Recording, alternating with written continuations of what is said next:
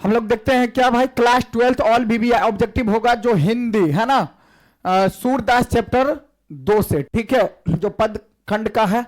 चलिए देखते हैं, जागिए ब्रजराज कुबर कंवल कुसुम फूले, यह पंक्ति किस शीर्षक कविता से लिया गया है भाई, किस शीर्षक कविता से, तो सूरदास के पद से, ऑप्शन नंबर ए सही हो जाएगा, सूरदास के पद से। सूरदास का जो जन्म स्थान है वह कहां है, तो सूरदास का जन्म स्थान सी ही, ऑप्शन नंबर ए सही हो जाएगा। हिंदी साहित्य का सूर्य किसे कहा जाता है, हिंदी साहित्य का जो सूर्य कहा जाता है वह किसे कहा जाता है भाई, तो सूरदास जी को सूर्य कहा जाता है, ऑप्शन नंबर ए सही हो जाएगा। चलिए आगे देखते हैं, चौथा नंबर क्वेश्चन, राभती गो खरी कनी में बछड़ा, खरी कनी में बछड़ा हित धाई, यह पंक्ति किस शीर्षक कविता से लिया गया है, तो यह पंक्ति जो है सूरदास के पद से लिया गया है, ऑप्शन नंबर क्या हो जाएगा भाई, ऑप्शन नंबर सी सही हो जाएगा। सत्संग में किनकी अभिरुचि थी, सत्संग में जो है किनकी अभिरुचि थी भाई,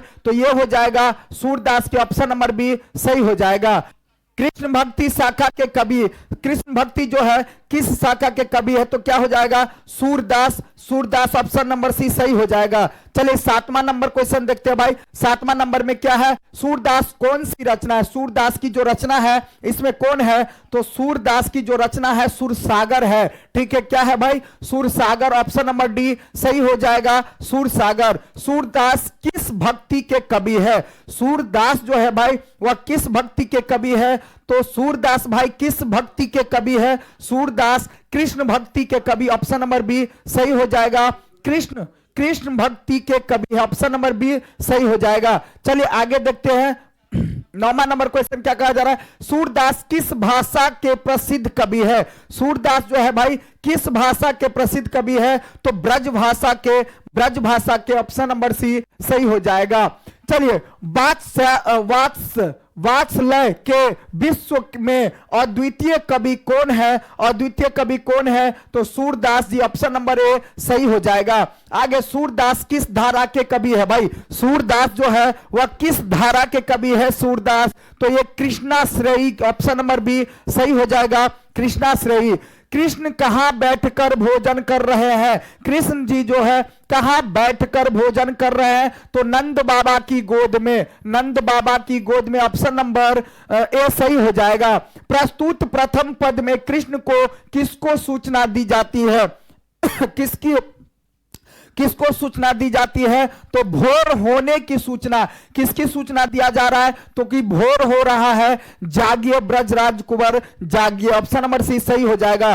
सूरदास हिंदी साहित्य के किस काल की कवि है, सूरदास जो है हिंदी साहित्य के किस काल के कवि है, तो ये जो है भाई भक्ति काल के कवि, ऑप्शन नंबर बी सही हो जाएगा, भक्ति काल। कौन सी रचना सूरदास की नहीं है, इनमें से कौन सी रचना है जो सूरदास की नहीं है, तो देखिए सूरसागर तो है ही, ठीक है, साहित्य लहरी भी है, सूरसावली भी है, क्या नहीं है भाई, सत सही नहीं है, ऑप्शन नंबर डी सही हो जाएगा, नहीं है। आगे कौन सी रचना सूरदास की है, इसमें से कौन सी रचना भाई सूरदास की है, तो देखिए अभी बताए थे हम, सूरसागर जो है क्या है सूरदास की रचना, ऑप्शन नंबर सी सही हो जाएगा।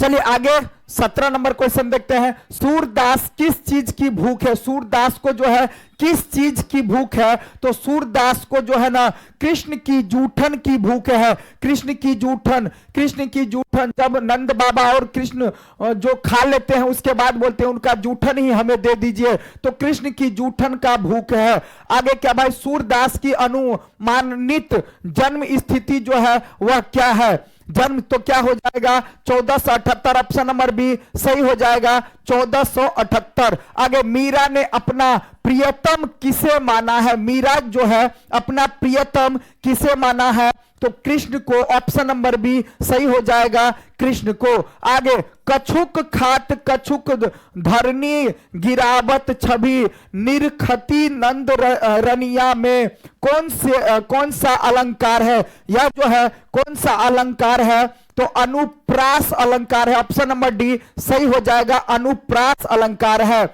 कंबल कुसुम, कंवल कुसुम फूले नर नारी, सुर श्याम में कौन सा अलंकार है? इसमें जो है कौन सा अलंकार है भाई? तो अनुप्रास, अनुप्रास ऑप्शन नंबर बी सही हो जाएगा, अनुप्रास। साहित्य लहरी किनकी रचना है? साहित्य लहरी जो है वह किनकी रचना है भाई? तो सूरदास जी की, ऑप्शन नंबर बी सही हो जाएगा, सूरदास जी की।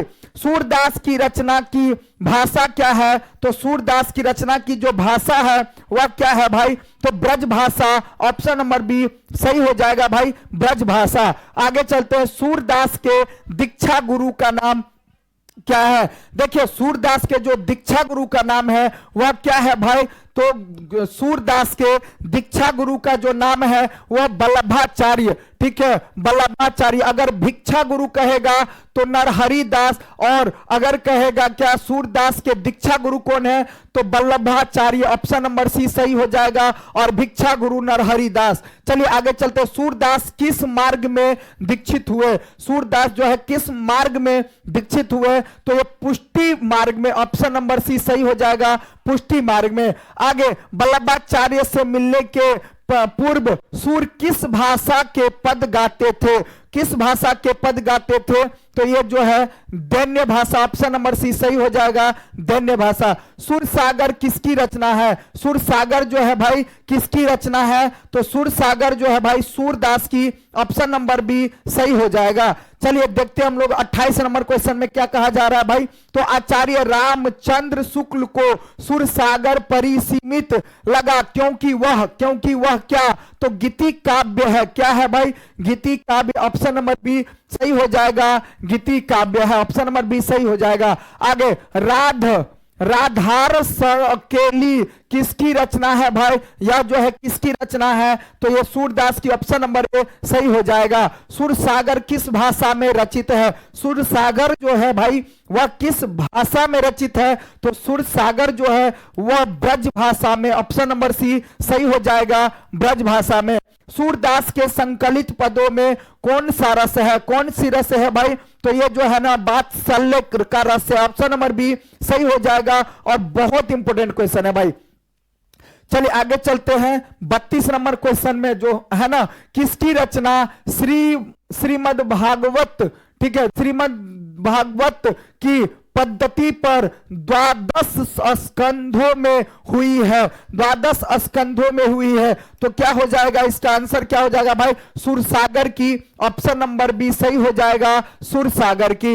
भगवान श्री कृष्ण किस कवि के पूज्य थे? भगवान श्री कृष्ण जो है किस कवि के पूज्य थे? तो जो है सूरदास। भगवान श्री कृष्ण किस कवि के पूज्य थे? तो सूरदास के, ऑप्शन नंबर डी सही हो जाएगा। तो ये लास्ट था, ठीक है, तो ये जो है खत्म है। अब हम लोग आगे भी थोड़ा देख लेते हैं, ठीक है।